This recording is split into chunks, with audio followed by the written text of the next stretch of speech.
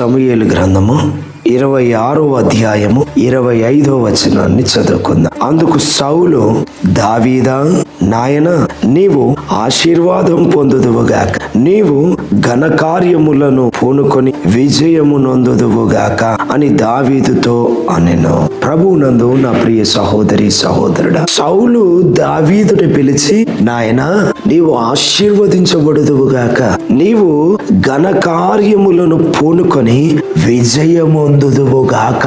వాక్యమై ఉన్న దేవుడు వాక్యము ద్వారా నీతో మాట్లాడుతున్నాడు. నేను నిన్ను ఆశీర్వదించుచున్నాను, నీవు ఘనకార్యములను పూనుకొని విజయం పొందాలా. ఘనకార్యములను పూనుకొని మధ్యలోనే ఆగిపోవడం కాదు, ముగింపు వరకు నువ్వు ముందుకు సాగాల, సక్సెస్ఫుల్ గా విజయం పొందాలా అని దేవుడు ఈరోజు నీతో మాట్లాడుతున్నాడు. ప్రభువునందు నా ప్రియ సహోదరి సహోదరుడు, ఈ 2025 సంవత్సరం ముగింపులో మనమున్న 2026లో నీవు పూనుకుంటున్న ప్రతి పని ఎదిగో నజరేయుడైన యేసు క్రీస్తు వారు తెలియపరుస్తున్నారు. వాక్యం ద్వారా నీవు గొప్ప గొప్ప పనులకు పునాది వేసి దాని ప్రతిఫలము చూద్దువుగాక అంటున్నాడు. ఆశీర్వాదం కావాలా?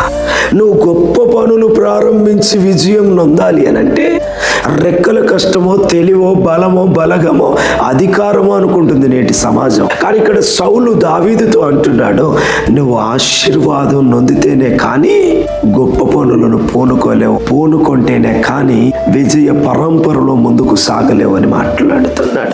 గొప్ప పనులు పూనుకోవాలన్నా, ఆ గొప్ప పనుల ప్రతిఫలం విజయం పొందాలి అన్నా మొట్టమొదటిగా ఆశీర్వాదం కావాలా. అందుకని దేవుడు అంటాడు, యెహోవా ఆశీర్వాదం ఐశ్వర్యం అనిచును, నరుల కష్టం చేత ఆ ఆశీర్వాదం ఎంత మాత్రం ఎక్కువ కాదు. ఓవర్ టైం డ్యూటీ చేసినంత మాత్రం, ప్రాంతాలు మార్చినంత మాత్రం, ఉద్యోగాలు మార్చినంత మాత్రం అత్యున్నతమైన స్థితిలోకి వెళ్ళాం. దేవుని ఆశీర్వాదం గొప్ప పనులను పూనుకునేటట్టు చేస్తుంది. దేవుని ఆశీర్వాదం ఆ పూనుకున్న గొప్ప పనులను విజయంలోకి నడిపిస్తుంది, సక్సెస్ఫుల్ గా ముందు కొనసాగింపజేస్తుంది. కాబట్టి ప్రభువునందు నా ప్రియ సహోదరి సహోదరుడా, నీవు నేను గొప్ప పనులు పూనుకొని సక్సెస్ఫుల్ గా ముందుకు సాగాలి అనంటే ఆశీర్వదించబడిన వారముగా ఉండాలి. ఆ ఆశీర్వాదం దేవుని ద్వారా మాత్రమే కలుగుతుందని నమ్మాలా.